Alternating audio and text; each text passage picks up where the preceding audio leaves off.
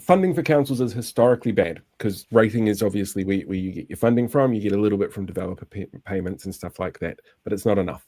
It's quite clearly not enough all across the country. So I guess the better question, instead of how do you pay for it, because I know how you pay for it, is what could be done to make sure that rates burden isn't quite so much on everybody knowing what they're paying for. Like, are there other revenue streams that you'd like to see introduced, or other ways that council could look at raising funds? A bake sale, maybe? I'm always a big fan of those. Yeah, I mean, you could not create a system more equitable for people who have the least than to have effectively a property tax, which is what rates are, and the fees and charges which carry GST, right? Both hardly progressive measures that help the least. And so we have a stacked deck against us on that. And central government will, play hard and fast where they'll want us to make more commitments in this space, but then won't provide the money to do so. Or we walk down the path of them on something and all of a sudden the funding gets pulled.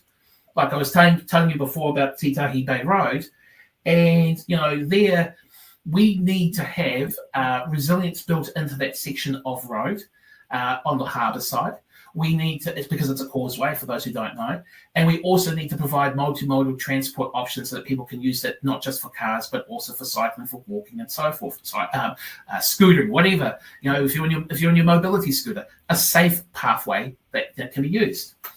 Now, we had walked down the path with Waka Kotahi, NZTA, and we were working towards getting that project finally done. And then the new government chopped $6 million out of the budget. And that means that project can't go forward. It is immensely frustrating to see that kind of stuff. And this is the kind of thing where central government, is not being part of the solution. They say focus on the basics. A road for most people is a bloody basic thing. And now we've got to play catch up. So to answer your question, now that I've got there, the local government of New Zealand's talked about trying to introduce GST being given back from the rates back to the councils.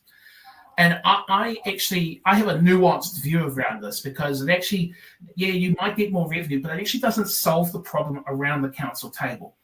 If a mall, like what we have in Purirua, has more customers going in it than it did a year ago, we don't receive any more in rates. If a house has more people in it or has fewer people in it, it doesn't matter. The house is still the house. The property value is still the property value.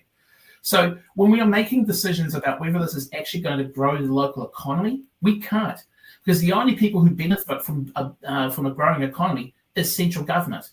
So actually what we should be thinking about is looking at those models that have been utilised overseas. Australia has I don't want to replicate the Australian system, but at least the principle of taking the pool of money from GST and then redirecting it back either on per capita or by some other allocation means that at least councils can say, okay, when we make a decision, we could at least see what that could mean in terms of increasing the GST take, which means we would increase our ability to actually gain revenue. Now, again, yep, it's a slightly better model because it will take pressure off the rates and broadening out your revenue sources. There are stuff around the bed tax and so forth, but that won't really apply for Purirua because we're not a huge tourist destination like Queenstown or Rotorua. So again, we don't have the levers in place because central government has chosen to make it convenient about it. And one last thing about this: whatever we do, whatever new revenue system we have, we still have to have social license. The people still have to be able to trust local councils, if they've been given these new funding tools, that they will respect that and use it wisely.